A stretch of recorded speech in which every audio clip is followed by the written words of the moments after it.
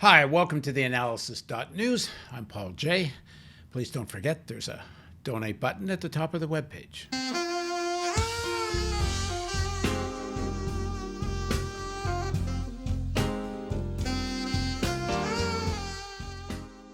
Is Trumpism fascism? There's been quite a bit of debate about this over the last 4 years, coming to a head after the events of January 6th.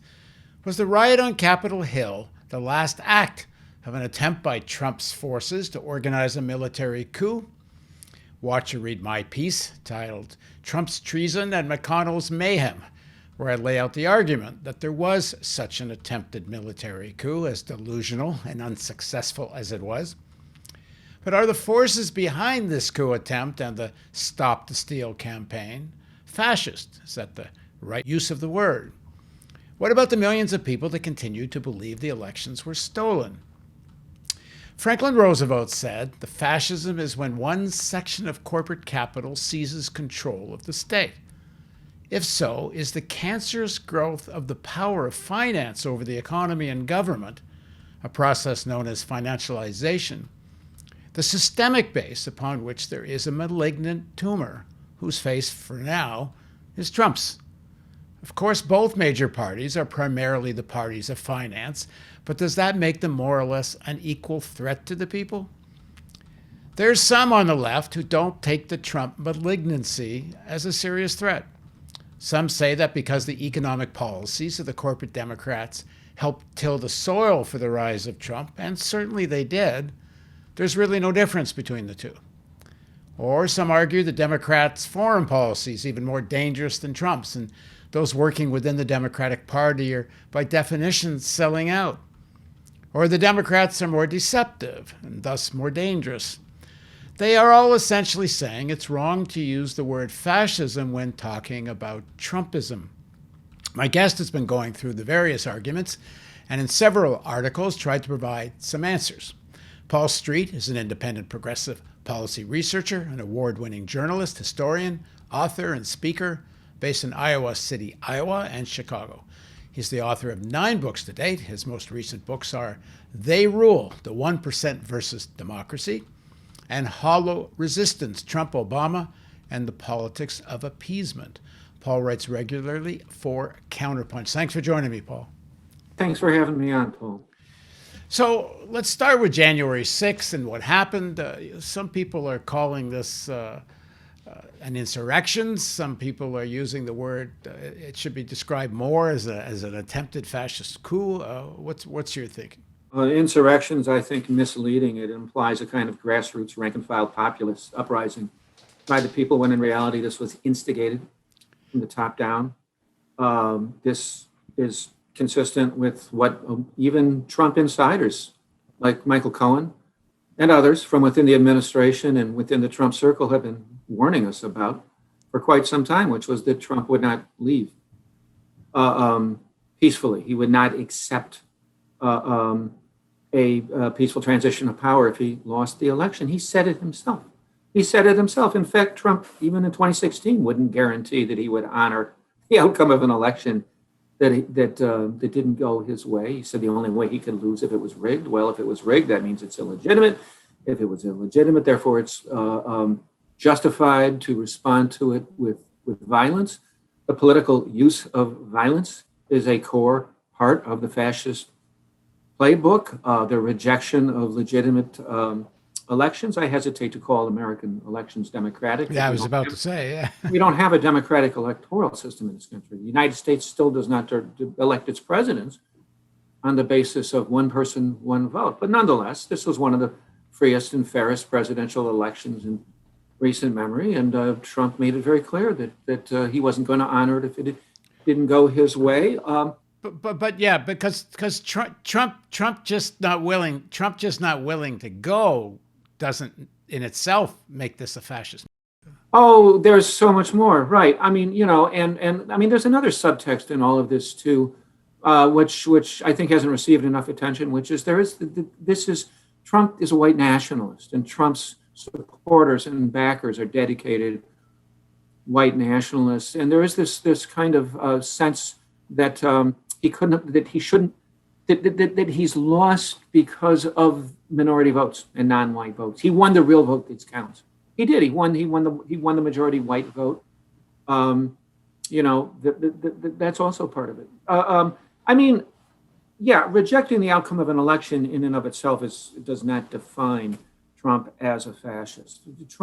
Trump's fascism is a matter of him checking off a number of boxes. And Paul Krugman, the New York Times liberal columnist, had this interesting comment the day after the January 6th coup attempt. That's what it was. It was an attempted coup. It was a blundering and failed and delusional coup attempt, but a coup attempt nonetheless, and a coup attempt that went back in planning historically, at least to the late summer of 2020. But Krugman had this line that said, the use of political violence to achieve racial nationalist goals.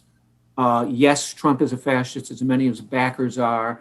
And if you had any doubts about that, January 6th should prove them wrong. No one should have ever had any doubts at all.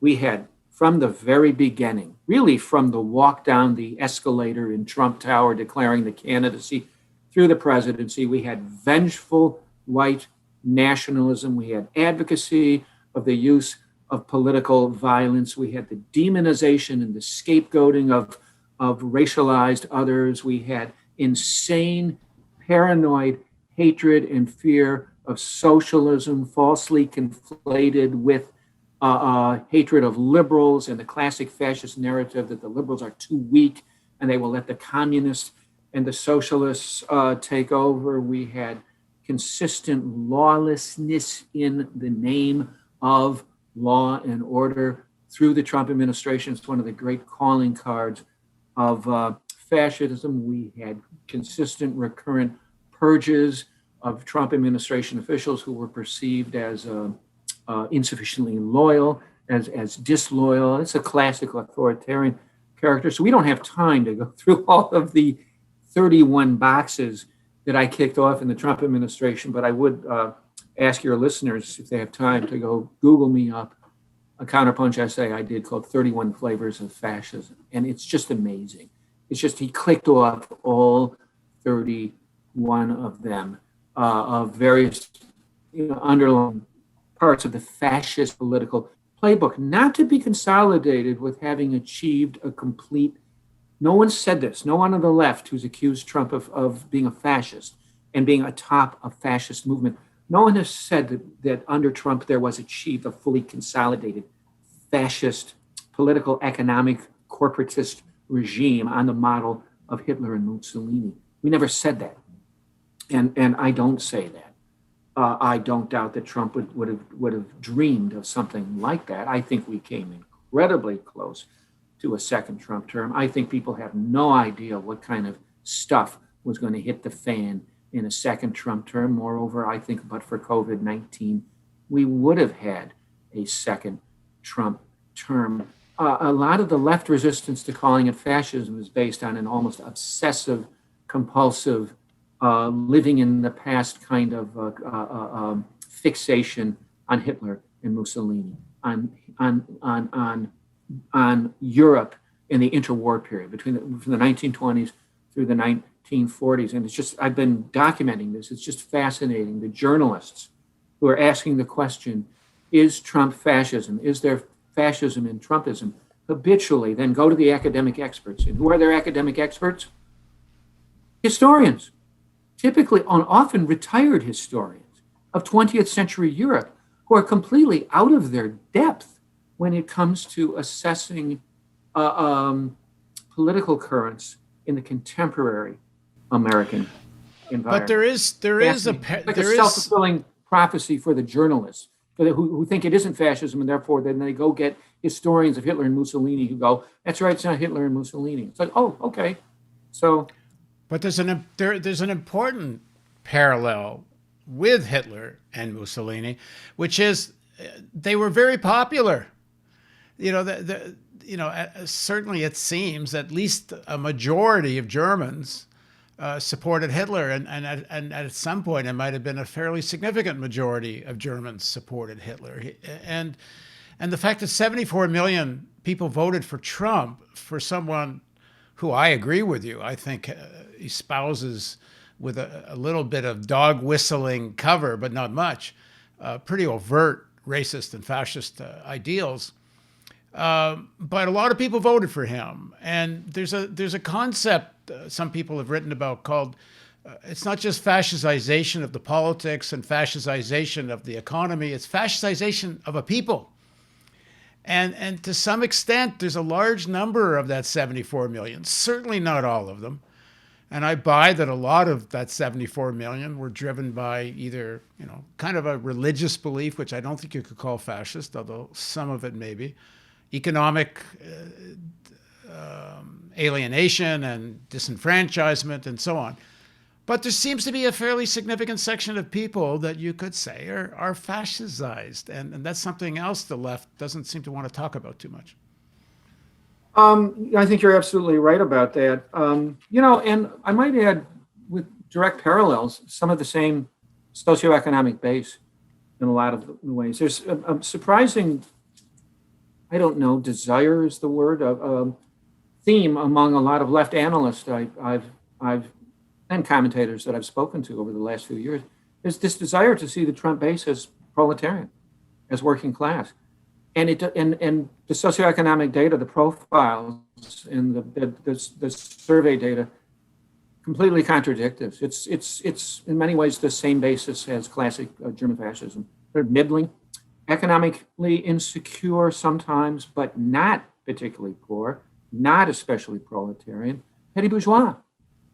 There's a lot of folks conflate not having a college degree with being in the working class, and it's a false conflation. Yeah, I don't know who came up with that one because there's lots of workers have college degrees. Right, that's true too. I've worked in factories with a PhD. Okay. There's all kinds of workers with college degrees these days, and when they do this supposed class analysis of who voted for Trump, anybody with a college degree is not in the working class, which is a real false premise. There's also a false conflation of region with class. So, there's all this data that shows the Trump voters come from some of the poorest, low GDP counties of America, which is largely true. But they also tend to be relatively affluent, well-off people within low-income counties and census tracts. And all of that. And, economic grievance is not really the fundamental or particularly main theme in the survey data on who the Trump base was in 2016 and 2020, but rather the defining characteristics, the thing that's driven the Trump base, are a combination of a toxic combination of authoritarianism, the desire for a strong leader with white nationalism. And they're merged in this way. The role of the strong leader that they desired, that they thought was Trump. Maybe it won't be, kind of wondering who the next one will be, unless it possibly could be Trump again in 2024. The strong leader's job is to roll back the power of the evil liberal conflated with left intelligentsia, professional class, and sometimes corporate elite, which is falsely accused of having opened the door to let the supposedly inferior, lazy, criminal people of color, quote unquote, cut in line in front of the virtuous Amerikaner Trumpenvolk, the white folks, the real citizens, the real Americans, the people who really make America great. And, you hear it from some left analysts, including some big names, and I don't want to name names, that it's not fascism because it's not full state capitalist corporatism with a maximal leader atop a single party state telling the business class what to do. As if the Nazis in the early 1930s were running around screaming, let's build a corporatist state capitalist economy. Let's build a militarized corporate. No, they ran around screaming about the international Jewish conspiracy, and they linked it in their minds with the international communist conspiracy, and they merged them together in their great evil, which was Judeo-Bolshevism was very racialized. The ideology was not, there weren't people sitting around reading Mussolini's theoretical discourses on the corporate state. No, they were screaming against Judeo-Bolshevism and kicking the crap out of people and killing people and torturing people on the basis of white nationalism. And that's one of the really strong parallels. And it's something that a lot of the Marxists I know are just missing. They're insisting on a fully consolidated political economic regime in which the military was on board and the business class understood that the maximal leader told them what to produce and where to produce and all of that. We're not talking about a fully consolidated regime. Trump did make some sloppy kinds of efforts to tell the business class what to do early on. You remember the carrier plant and all of that kind of stuff. But no, that didn't happen. That's probably in an American version of fascism. This is the neoliberal era, and this is the United States, where the corporate sector rose and became powerful before a central state ever did. But probably even an American neoliberal era version of a kind of fascism that would be distinctive, would be distinctively American, it would be distinctive to this era. People are looking for an exact replica of Italian, German, and even Japanese fascism are just, they're stuck in the past. They need to do a Buddhist meditation seminar on understanding fascism in the present moment. Spanish and Portuguese fascism was different than Italian and German fascism.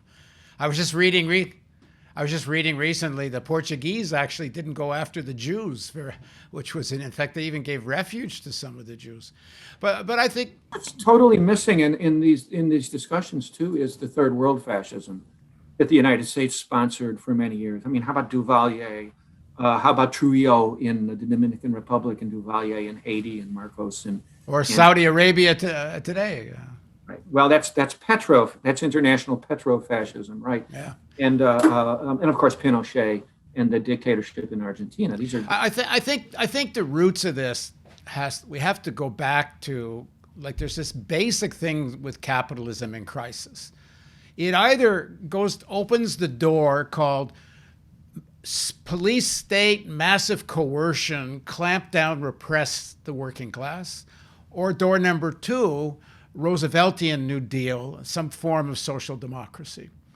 And in the 30s, Roosevelt and the preponderance of the elites in the final analysis, and because of the mass rising organization and unions and such, they opened New Deal door.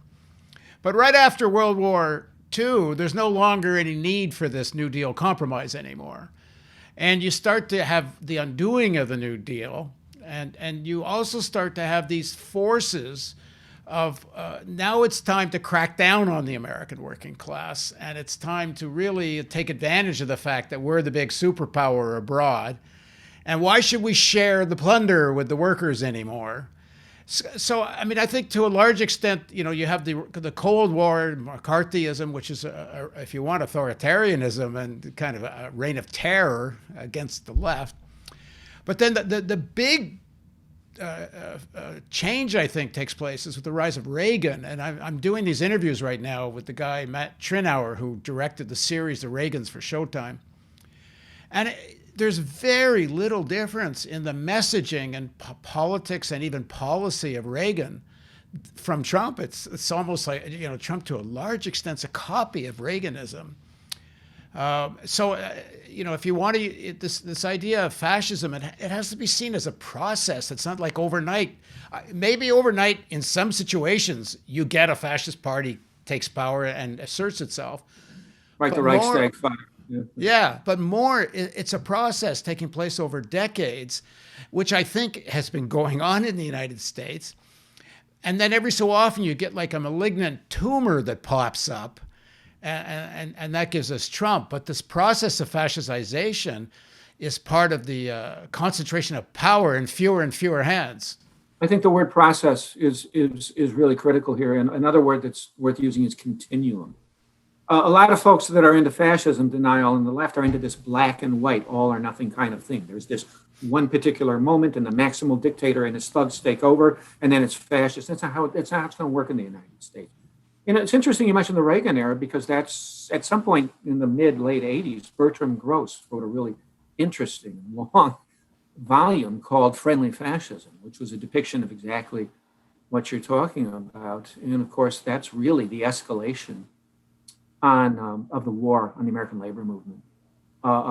It's one of the most underestimated factors that's just almost forgotten and rarely gets mentioned in terms of the rightward drift of American politics, is the decimation of unions. I think we were still a union density of like 25% or thereabouts before Reagan comes in. We're down to less than 10%, and there's just nothing anymore of that kind of countervailing power for the working class. Now, one thing that you hear a lot in fascism deniers on the left, and I've got this a lot, is that, you don't get fascist streets, you don't get any fascism until there's a radical revolutionary left, a great radical working class movement that needs to be crushed, like the Mussolini black shirts did, and like the Hitler brown shirts crushing the German communists and socialists in the early 1930s. And there's two things wrong with that. The first thing that's wrong with that narrative, that you can't have fascism unless there is this great big radical revolutionary left, is it unjustly downplays the racial and ethnic and ethno-cultural aspects of fascism. Okay, the racism. The Nazis are, the anti-Semitism is absolutely critical to the rise of the greatest, worst classic fascist state of all time. The nativism and the anti-urban, the anti-black racism is critical to the Trump phenomenon. But the second thing's wrong with that is actually much of the Trump base has been led to believe that there is, in fact, a great big left revolutionary socialist threat in this country. This is a message. It's a paranoid style, neo-John Bircher, neo-McCarthyite message that has been getting beaten into their heads on right-wing talk radio, on Breitbart, on Fox News, and from the rhetoric of far-right white national politicians forever. And on an escalating pace, really, since the 1990s. Barack Obama was called a Marxist-Leninist again and again by Glenn Beck, by Rush Limbaugh, by all these lunatics. I mean, the Trump rhetoric this last year, people just became numb to it. It received very little attention. It's a really key part of the fascist playbook to call everybody socialist all the time. It's like, here I am, I'm a Marxist historian and commentator. I'm like, gee, I wish these politicians that are being accused of being socialism. Joe Biden is the Trojan horse of socialism. This Biden, the Trumpies said this. I think Trump said this. Repeat it. So people think that. Furthermore, giving some credibility to this kind of paranoid mindset, there's a Jewish guy from Brooklyn. He's a senator in Vermont who called himself, I think inaccurately, actually. I think he's a kind of a social democrat at most, but called himself a socialist, came damn close to winning a major party presidential nomination in 2 election cycles. You do have a lot of young people who are sick and fed up with neoliberal capitalism and supported Bernie Sanders and say nice things about socialism. And you had a remarkable, historically unprecedented in terms of numbers, uprising called the George Floyd Rebellion this summer, which got pretty militant for a while there. So you could see how they think that. You could see how much of the Trump base can be led to believe that narrative. And I think their belief is enough. There's an argument on the left, which is maybe even more popular than the one you were describing, which is that the Democrats are as much part of this fascization as the Republicans are. And if you focus so much on Trump as the fascist, you're diminishing the role or responsibility of the corporate Democrats. Well, it's funny. I've even had to get that lecture, despite the fact that my latest book is called Hollow Resistance, Trump, Obama, and the Politics of Appeasement. The book is a continuation of my relentless left criticism of Barack Obama. And one of the core criticisms that I have of him and his other corporate Democrats is that they are appeasers of American neo-fascism. It's kind of a false dichotomy. You either have to criticize the Democrats or you have to criticize the Republicans. And if you're criticizing the Republicans, then you're giving the Democrats a free pass. I mean, for me, as a dedicated American anti-imperialist, public enemy number one is always the president of the United States. I did not hear these people deflecting when Obama was in, deflecting all the time to George W. Bush. What do you mean by that? Well, I have heard so many leftists during the Trump years just instantly respond to criticism of Trump with whataboutism to Obama. They deflect from the criticism of Trump to Obama. But Obama put kids in cages. But Obama did terrible things. I've written about them. So it's like that. And yet when Obama was in, they didn't deflect to George W. Bush's invasion of Iraq, to George W. Bush's torture. There's something going on where it's like you prove your chops that you're a leftist by directing all your criticism at the liberals and at the Democrats. I think it's a two-party system, and that if you're a radical left analyst, you go after both of them. To say that they're the same is just absurd. It's just absurd. Biden's in there now, and there's actually some efforts to have a mask mandate and to get vaccines out there and to take the pandemic seriously. For the previous year, we had a guy in there who's a social Darwinist who probably likes the fact that the pandemic is disproportionately wiping out people of color, the infirm, and the poor. Imagine AOC and Ilhan Omar and Bernie Sanders being affiliated with running through the Republican Party. You can't.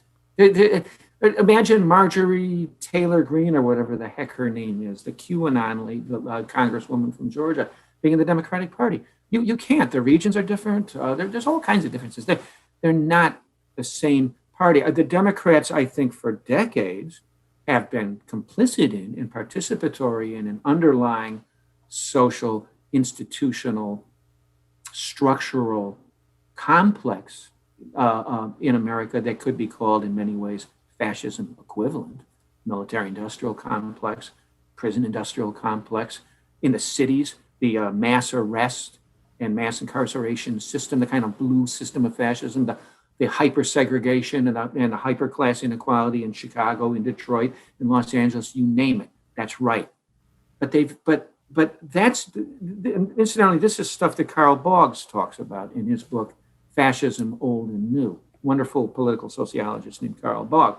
Democrats are deeply complicit institutionally in the warfare state, in the mass incarceration state. But they haven't crossed over into the Jason Stanley realm of the politics, of the political playbook. They're not white nationalists. They would not try to overthrow elections. They would not reject constitutional rule of law. They would not send their backers into the halls of Congress to physically perhaps assassinate leaders of the other party if they lost an election, right? They do what Obama did and what Hillary did in late 2016. They would dutifully, or what Al Gore did in 2000. We literally had an election stolen from him. They would, they value the continuity of those basic electoral and constitutional institutions. GOP now has crossed over into a kind of radical space where there's a sense of crisis and the institutions don't work, and there's a big section of the party that's ready to break. They're ready to break these institutions. There's some forces on the left that underestimate the importance of formal democracy, and that there is still some. The fact that there is still a system of courts, I'm not so sure if you're poor and black, whether there's still due process, but there is some due process for people that are that are black but not poor. I lived in Baltimore for a few years, and there's not a hell of a lot of due process when you're poor and black. But if you're relatively working class and black, and you can afford a lawyer, there's still some due process. The formal democracy is still worth something. It's not real democracy the way we think of, because there's no economic rights. And there's unequal formal democracy. The more lawyering you can buy, the more democracy, the more due process you can buy. But it's still something. It's not police state stuff. And I think some people on the left, they don't, take into account that formal democracy to a large extent exists, not only, but to a large extent, because people have fought for it. And when there's been attempts to erode it, people, push back on that. And to minimize that within the Democratic Party right now and the corporate Democrats, there is still more support for that kind of due process and formal democracy than there is in the Republicans. And listening to Trump, really, if Trump had won a second term, I wouldn't have been surprised if he would have rounded up these leftists that he blames everything on. Gerald Horne, the historian, cracked the joke. Maybe if Trump wins, we'll all be meeting in Yankee Stadium someday, a la the way the Chilean Pinochet, yeah. But let me ask you another question, though. But I think that's such a good point. Go ahead. A lot of the leftists who dismiss the significance of all of this, they really might not have enjoyed what a second Trump term would have been like. I mean, some of the things that Trump was saying about wanting to go after the universities were just absolutely incredible, And what would it have been like to try and be a Marxist or some other kind of left history teacher or political scientist in 2022 or 20? It's not very nice right now, but no, I think you're right. Now, those of us on the left, and I'm very seriously on the left, think that this formal constitutional democracy, in Canada, in England, and certainly in the United States, is insufficient. And then when you scratch down under the surface of it, it is painfully and tragically captive and subject to an unelected dictatorship of capital and empire and an interrelated dictator. We get that. And we want to go beyond that. The problem is when you have an authoritarian white nationalist or even fascist regime in one or more branches of the United States government, you can just forget about carrying that critique and carrying that struggle and building those movements forward ever again. Then it's all over. It just makes it worse. And then you're just digging out of a deeper hole. And I notice, people on the left, they hate the Democrats. I get that. I've been critical of the Democrats since I was in fourth grade. One of the sick things that having really right-wing governments in the White House and in power in Washington and in state governments does is it has this nasty knack of turning everything then into a get out the vote program to get the Democrats in. It's better to have them in, and then you see that life still sucks when they're in, and then you build movements. That's kind of how the New Left happened in the 1960s. It's kind of how Occupy happened. It's a little bit how Black Lives Matter got started under, and Fight for 15 got started under Obama. It's better to have the Democrats in various ways. And, you want to stop climate change, you want to stop nuclear proliferation, you want to stop all the existential menaces that we on the left are against. You're going to have less chance of being able to do anything on that when you have someone like Trump in the White House. We have some breathing space now. Joe Biden is a problem. I have all kinds of problems with Joe Biden, but I don't feel like Joe Biden is about to inspire some white nationalists to come around a corner and shoot me in the head. We do have some breathing space here that perhaps we can work on. It's important. And I think it's important in this issue of demonizing the Democratic Party. And I would add demonizing even the Republican Party in a sense, that the problem is the whole system of ownership in the country. When you have a handful of people owning the majority of the wealth of the country, and because of that, have the dominant control of the politics, it's that system that's the problem. These parties are the front of the people that own stuff. And there is even a difference between the different sections of people that own stuff. The Robert Mercers and Sheldon Adelmans that helped elect Trump are different than some of the billionaires that support the Democratic Party. None of this stuff is monolithic. And we need to understand the fracturing and take advantage of the fracturing. And we can't get so focused on the parties and forget what's at the level of the system, how the system works. That said, for example, there's a structural issue about the Democratic Party. It depends on its votes in the big cities, and the big cities are more progressive. The Republican Party has now built an alliance primarily in the rural America, honestly less educated America, and sections of wealthier America where people just don't want to pay taxes. It's kind of this, you have in the Democratic Party, you have alliance between sections of Wall Street and sections of urban working class, some of which is unionized.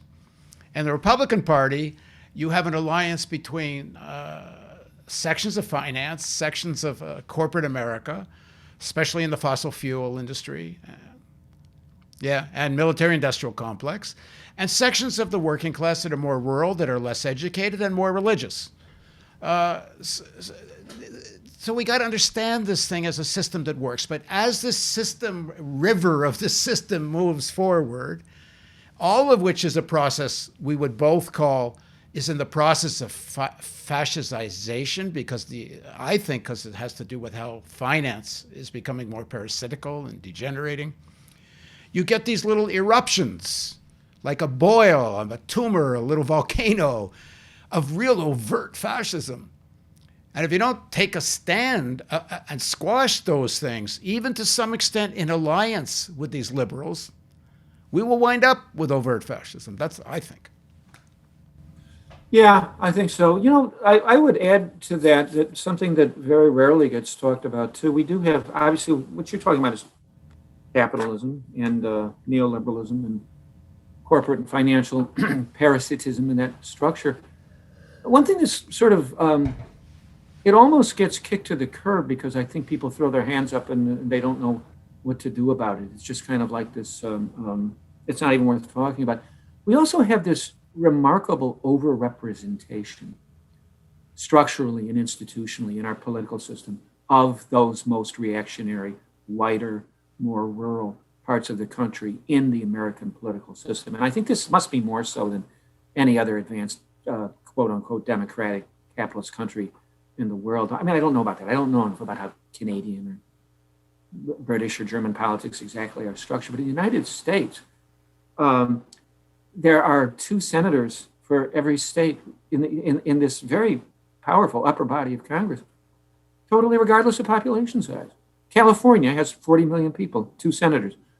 Liberal, multicultural California. Wyoming, very white, very right wing, has, 575,000 people and have 2 senators. The Senate right now is 50-50 between these 2 parties. And the Democratic senators represent 42 million more Americans than the Republicans do. The Electoral College is badly tilted to the right. The congressional districts and most of the state legislative districts are badly gerrymandered to the right. We have these bizarre institutions that go back literally to the horse and buggy era, to the 18th century, to this unjustly venerated charter called the U.S. Constitution, drafted for and by slave owners and merchant capitalists for whom literally democracy was the ultimate nightmare and much to be avoided. And they devised a system, brilliantly devised, to keep it at bay. And no one talks about this. And I don't know how we get out of this mess until we start taking a serious look at the structuring of our politics. The absurdities are just endless. The filibuster, lifetime appointment, and full judicial review power for the federal judiciary. It just goes on and on. So the country didn't really go fascist. Trump got 25% of the adults to vote for him in 2016, and shockingly enough, 29% of the adults in the country to vote for him this time. Came dangerously close to winning this time, and yet our policy is far to the right of our public opinion. So it makes it. That's part of why one of the parties, the major parties, going significantly fascistic is so more menacing than it really ought to be if we were a democracy. And we're not. We're formally not a democracy. We're a republic. and a relatively oligarchic one at that. You use this term, we're getting near the end, so I want to get to this. Use this term Trumpian left. What do you mean by that? Oh, the Trump left are the people that get their undies all tied up in the bunch at the mere mention of the phrase fascism. They're the people who automatically have deflected from Trump to Obama during the Trump years. I've heard this again and again. They're the people who say that there's no differences at all between the parties. Are the people who give you the lectures that you don't need about how the Democratic Party is corporate and imperialist when you make the argument that you just made, that it matters to have the non-fascist party in power. It's just hilarious. My experience during the Trump years with a lot of people who were drawn to my writing has been sort of darkly disturbing and yet darkly amusing at the same time, because I have this reputation and this publication record of going after the Democrats. And so I gathered all these people to me, and then they were so astonished and angry at me once as Trump was coming in and during the Trump presidency that I was calling it fascist. And they want to hear that. They say things like, no, it's a populist uprising of the working class. There's all this language on what I call the Trumpian left about the need to listen to and even in some cases align with the Trump base. It's what I call the red-brown mythology. This is associated with the writings of C.J. What's her name? Somebody Johnstone, Caitlin Johnstone, who became this big thing on the left. This guy, Ajuma Baraka, who ran as the Green Party vice presidential candidate in 2016, is talking about this a lot. If you look at his online writings, it's all about we got to reach out to these people. And those of us on the left and in organizations like Refuse Fascism in the United States have been very resistant to this narrative. We say, what's wrong with reaching out? First of all, the notion that it's required. It's not particularly required. This is not that huge a percentage of the population. To reach out means compromising some of the basic left principles, often on this false notion that these Trumpies and neo-fascist Trump supporters are proletarian when they're really not. They're petty bourgeois, and they're deeply racist. They're often deeply sexist. They're often deeply evangelical. Do not believe in science. They're not the type of people that you're going to find a lot of common ground, and you actually don't existentially have to. What you really have to do is remobilize the lower and working class and minority populations who've been demobilized by the Obama-Clinton tendency in the Democratic Party. That's the problem. I mean, that's how Trump got in the first place in 2016. Trump didn't win the working class vote. The Democrats lost the working class in minority vote. They demobilized it. They didn't steal our base. They didn't steal the left's base. The Democratic Party demobilized its own base and opened the barn to these people. Then they had a champion, a fascist champion that they're now building upon going forward. Hang on here. When you're talking about not reaching out, I'm not sure what you mean, because that's 74 million people that voted for Trump. First of all, a significant section of them previously had voted for Obama. And it's a real mix of people. I know there's a lot of people that just don't want to pay taxes. There's a lot of poor people in rural America who just feel so alienated. They don't know where else to go. And some of them go into religion. But even in the evangelical world, at least 20 to 25% of evangelicals did not vote for Trump. They voted for Biden and previously voted for Obama. I think it's a big mistake to write off whole sections of America. Yeah, there is a real core there that's really racist and fascist, and you know, they weren't born that way, but the way they've been brought up in whatever culture they were brought up, they may be beyond talking to. But I don't. That certainly doesn't represent. I don't think even anywhere near the majority of the people that voted for Trump. There has to be a political coalition in this country and a movement beneath and beyond just the election cycle, but working insofar as at all possible through elections to get through the kinds of policies and even more that Bernie Sanders was talking about. We need to rebuild the labor movement in this country. No one ever talks about card check, the Employee Free Choice Act anymore. We need to re-legalize union organizing in this country.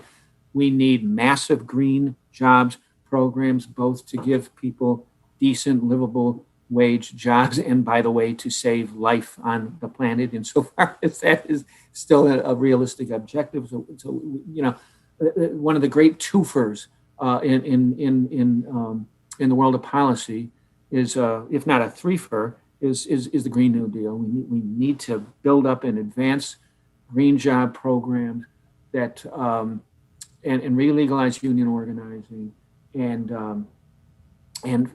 double, I'd say triple the federal minimum wage. These are the tangible kinds of programs that I think will pull those real life material and social benefits for whatever portion of the Trump constituency that is accessible to us for building a humane and decent and democratic society. Sure, we should talk to anybody who's I don't want to go on a hate trip about the Trump base. That's right. There's much of them that are unreachable. I've spoken to many folks they're just gone. They're in an alternative reality. But maybe some aren't. So. And I think part of it is, and this is a fault of education and media. This chat I had with Henry Giroux the other day, we kind of got into this. But it's not only the Trumpian base, but they're more affected by what I'm about to say. There's just no sense of what the real history of this country is, especially even the post-World War II history. The narrative of the Cold War creates such a foundational base from which Reaganism arose, from which Trumpism arose. I shouldn't forget about George Bush and the Iraq War either. People's sense of what the history of the country is so false. I met a guy who he was a fireman at 9/11, and he was the chief of one of the fire departments that had to go to deal with the buildings, and his son was a fireman. And he was a lifelong Democrat, this guy. His son went up the buildings and didn't come down. And he was so furious that he started Democrats for Bush later. And he said, you rally around your president at a time when the country's under attack, and so on. And I talked to him, and I talked to him about, I made a film in Afghanistan. I know the situation there to some extent. And I talked to him how, did he know the role of the CIA in inviting bin Laden to Afghanistan? In the way Al-Qaeda got created essentially nurtured by the Pakistani intelligence, and so on, the rise of the Taliban and the chaos of Afghanistan after deliberate U.S. policy of undermining the Afghan government, and so on and so on. He knew nothing of it. His jaw was on the ground. And he said, I don't know what to say. You've just shaken everything I ever believed in. Most of the people have no sense of any basic historical facts. And I think it's one of the things, we have to do as progressives.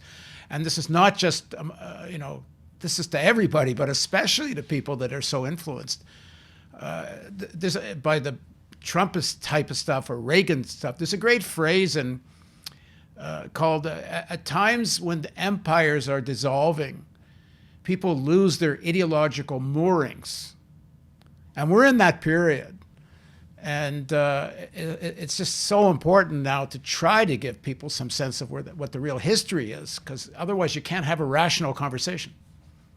I think we drastically underestimate, I've seen this over the years, how much really good history could be taught before kids get to college. And you talk to historians, you hear something that I don't know that you hear in any other academic profession, and that is we start with nothing from high school, almost nothing. In fact, You don't hear that from English professors. You don't hear that from math professors. You don't hear that from science professors.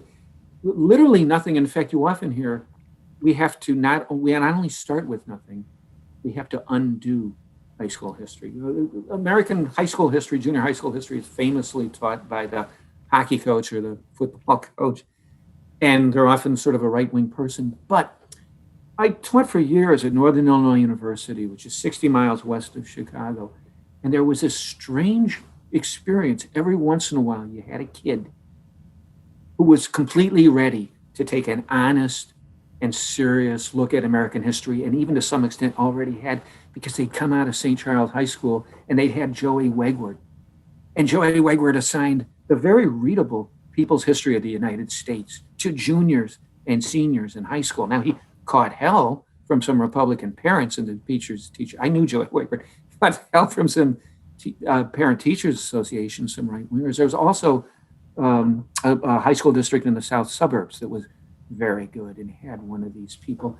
You know, kids take calculus, they take physics, they take some pretty intellectually demanding classes in high school. They could sure as hell read the People's History of the United States. There's a lot of stuff they could handle. We need to do a better job teaching American history. And by the way, Ken Burns isn't doing the job. And the other thing I think we need to do is embolden the teachers. My kids, I have little kids, and they went to elementary school in Baltimore. They went to elementary school in Brooklyn. And in both places, I talked to the teachers, and I said, I don't want my kids forced to stand up and do the Pledge of Allegiance. I said, I think it's awful, and I started to explain why, and the teachers agreed with me. They said, I won't make them stand. I agree with you. There's no place for the pledge in the classroom. And there's, teachers can really be important in this. That was in Baltimore or Brooklyn? Both. Yeah, that can happen in our urban school district. Yeah. Well, that's one of the big reasons why we have the big urban-rural split. In urban schools, you're right, you can have these kinds of conversations. And kids growing up in rural schools where religion and patriotism are the same thing, no wonder they grow up believing what they believe. And I don't want to generalize. There are a lot of smart people living in rural America who get it just as much as urban populations do, but they don't seem to be in the majority. Oh, you should see the experience of trying to teach the history of the Civil War to a kid who went to high school in Alabama, a white kid who went to high school in Alabama. They're just gobsmacked. It was about slavery. It's literally the line is that it was the Southern cause was a virtuous states' right rebellion against the totalitarian central, government led by Marxist-Leninist aid. Well, I just read a quote from Lincoln that could have been right out of Marx, where he says, labor comes before capital. Wealth is created by labor, then capital comes. That's right out of Capital. Well, Abe Lincoln was an articulator of a free labor ideology at the time that was quite critical of European and Southern class hierarchy and placed a strong emphasis on labor. Free soil, free labor, free men. That was the slogan of the Republican Party. Mm-hmm. Anyway, thanks. This is a good chat. Just the beginning. We'll do this again soon. Thanks a lot, Paul. Okay, very good. And thank you for joining us on theAnalysis.news. Please don't forget, there's a donate button at the top of the website.